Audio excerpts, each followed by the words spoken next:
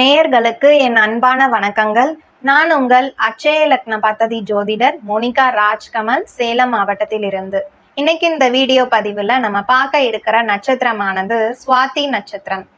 சுவாதி நட்சத்திரம் உங்களுடைய ஏஎல்பி லக்னத்துல சென்றாலோ அல்லது சந்திரன் நின்ற இடம் சுவாதி நட்சத்திரமாக இருந்தாலோ, அடுத்து பாத்தீங்கன்னா 10ஆம் அதிபதி என்று சொல்லக்கூடிய தொழில் ஸ்தானாதிபதி இந்த சுவாதி நட்சத்திரம் நின்றாலோ கண்டிப்பா நான் சொல்லக்கூடிய தொழில்கள் அனைத்துமே பொருத்தமானவை என்று சொல்லலாம்.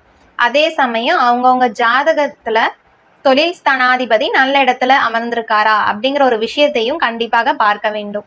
இந்த சுவாதி நட்சத்திரத்திற்குரிய தொழில்கள் எது எதுன்னு பார்க்கலாம். முதல் பாத்தீங்கன்னா வாகனம் விற்பனை செய்யறவங்க, வழக்கறிஞர்கள் ஆகட்டும், ஆசிரியர்கள் பணியுமே இதுல அடங்குது. அடுத்து ஹோட்டல் சம்பந்தப்பட்ட தொழில்கள், பல்பு விற்பனை செய்யறவங்க, இந்த வண்ண விளக்குகள் விற்பனை செய்யறவங்களும் இதுல இருக்கு. அடுத்து விளக்குகள், அதாவது இந்த அகல் விளக்கெல்லாம் கோவில்கள்ல விற்பனை செய்யறாங்க. அது தொழிலுமே இந்த சுவாதி நட்சத்திரத்துல அடங்குதுன்னு சொல்லலாம். திருமண தகவல் மையம் அப்படிங்கிறது இந்த சுவாதி நட்சத்திரத்துல வரும். இந்த சுவாதி நட்சத்திரம்ங்கிறது பாத்தீங்கன்னா ராகு பகவானுடைய நட்சத்திரம் தான். அடுத்து வீட்டுல வேலை செய்யற அந்த பணியாளர்கள் என்று சொல்லக்கூடியவர்களும் இந்த சுவாதி நட்சத்திரத்துல வராங்க. அடுத்து பாத்தீங்கன்னா விமானத்துறையில வேலை செய்யறவங்களும் இதுல அடங்குது. பங்குச்சந்தை வர்த்தகம் என்று சொல்லக்கூடியதும் இந்த சுவாதி நட்சத்திரத்துலதான் வருதுன்னு சொல்லலாம். அடுத்து இந்த சுவாதி நட்சத்திரத்திற்குரிய பரிகார ஸ்தலம் அப்படின்னு கேட்டீங்கன்னா சென்னையில அமைஞ்சிருக்கு. சென்னையில அமைஞ்சிருக்கு இந்த கோவில் வயநாநல்லூர் என்ற ஊர்ல அமைஞ்சிருக்குன்னு சொல்லலாம். இந்த கோவில்ல என்ன விசேஷம்னா, சுவாதி நட்சத்திரத்தை அன்று போய் வழிபட்டுட்டு வந்தீங்கன்னா கண்டிப்பா உங்களுக்கு இருக்கிற தொழில் சம்பந்தப்பட்ட தடைகள் ஆகட்டும், அது எல்லாமே நிவர்த்தி ஆகக்கூடும்னு சொல்லலாம். இந்த கோவில்ல ஒரு விசேஷமானது ஒண்ணு இருக்கு. மார்கழி மாசத்துல ஒரு 10 நாள் விழாவா கொண்டாடுவாங்க.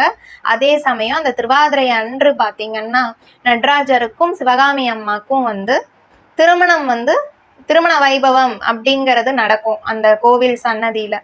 அந்த வைபவத்தை பாக்குறவங்களுக்கு ஒரு நல்லபடியா ஒரு மன வாழ்க்கை அப்படிங்கிறது ஏற்படும் அப்படிங்கறது இந்த கோயிலோட ஐதீகம்னு சொல்லலாம். ரொம்பவே பழமையான கோவில்.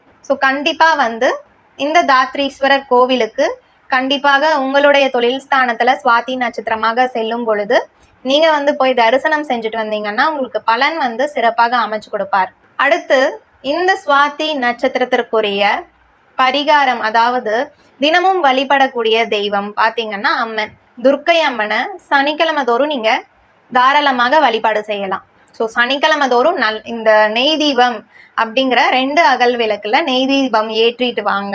சனிக்கிழமை தோறும் இதை செய்யறப்போ உங்களுக்கு இருக்கக்கூடிய தொழில் சம்பந்தப்பட்ட பிரச்சனைகள் ஆகட்டும், தடைகள் ஆகட்டும், அனைத்துமே நிவர்த்தி அடைஞ்சிரும்.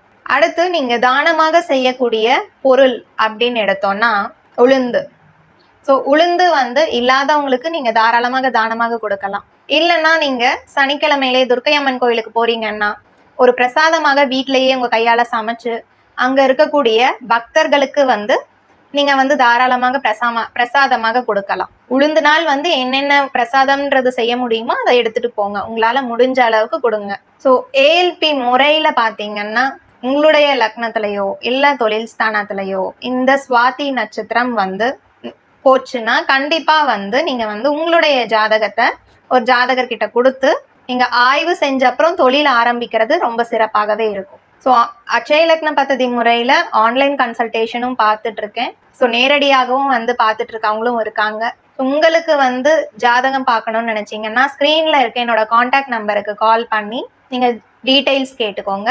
தகுந்த கட்டணம் செலுத்திவிட்டு நீங்க அப்பாயின்மெண்ட் வாங்கிட்டு நீங்க தாராளமாக ஜாதகம் பார்க்கலாம். நன்றி, வணக்கம்.